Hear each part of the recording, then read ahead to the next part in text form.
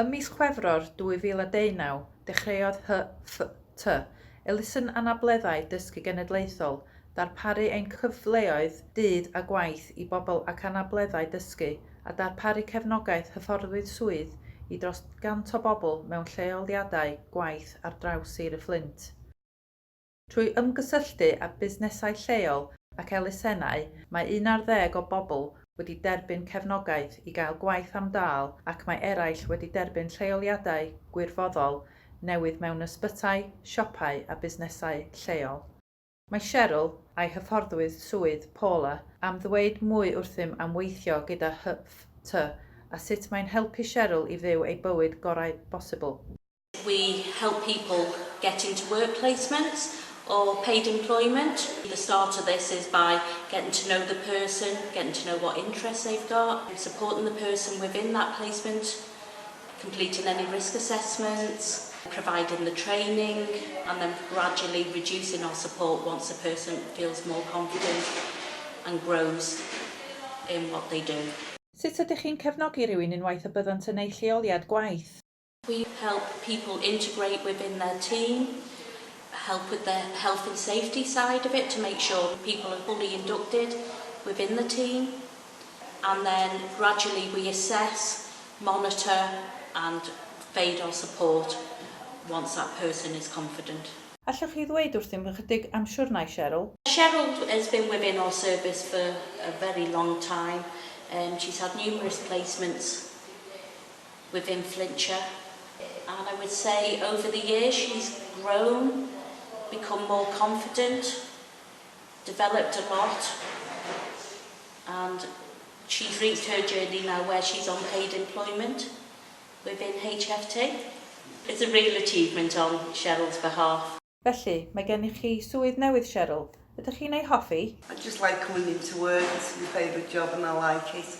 I like when it's the end of the month, like payday. I like all the staff here. And I just enjoy coming in, enjoying my job. A sut mae'r hyfforddwydd swydd wedi eich helpu Cheryl? And they've helped me getting this job, and they've helped as well to apply for me interviews and to put the interview for the job and fill the application forms in and the DSB. And they've helped me with like the police check as well and all the forms that needs to do with the job. They help me with the training. If I haven't had a very good morning and I talk to them, if I've got any problems, I'll talk to one of the job coaches and then they like calm me down and then I'm ready for work then. Felly, yn lle rwy ti wedi gweithio Cheryl? I was here at the training centre at Glamavon Training Centre. The manager trained me to go out into the world, into the factory. I didn't last there long, it was only a couple of months. And then I worked doing the hampers for Christmas. But the longest job I had was, I worked for 3.5 years when I lived at home with Mum and Dad. To keep out of this job because it's the best job that you've ever had, you know. Oeddet ti'n cael dy dalu am dy swyddi eraill, Cheryl?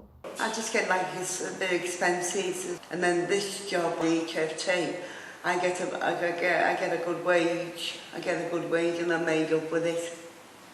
Beth fyddet ti'n dweud wrth pobl eraill sy'n meddwl cael hyfforddwyr swydd i'w helpu nhw dod o hyd i swydd?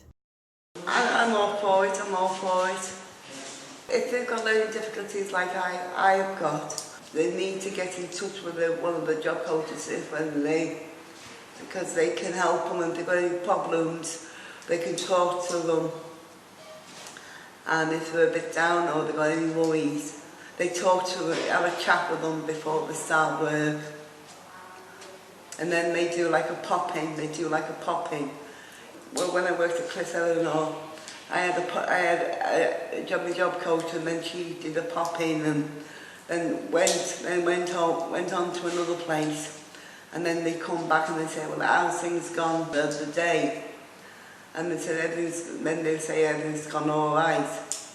But they always have, when people got learning difficulties, they always have a job coach because if they've got any issues, the job coach comes back and the place where they're working, they ring the job coach up and then the job coach comes back in and then they have a talk to yourself. We facilitate the Voices to be Heard meetings, which gives people the opportunity to talk about their placements, any concerns that they may have, share their experiences. We run a job club, so people new to the service, quite a lot of young ones who are coming through college. It gives them a chance to be job ready. We're in the process of setting up the first project search in Flintshire. Gyda'i llwyddiant blaenorol, bydd chwiliad prosiect yn cefnogi grŵp o bobl ifanc rhwng 18 a 24 oed sydd ag anableddau dysgu i ddod yn interniaid a hyfforddi mewn lleoliadau gwaith am 12 mis gyda'r nod o ddod o hyd i waith cyflogedig.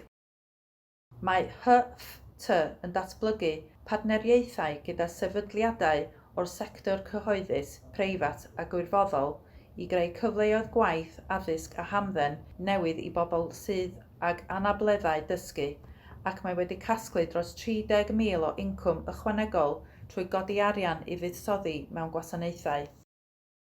Gan weithio yn y ffordd hon, hoffwn sicrhau bod llawer mwy o bobl gydag anableddau dysgu yn Sir y Fflint yn gallu ffynnu fel Cheryl.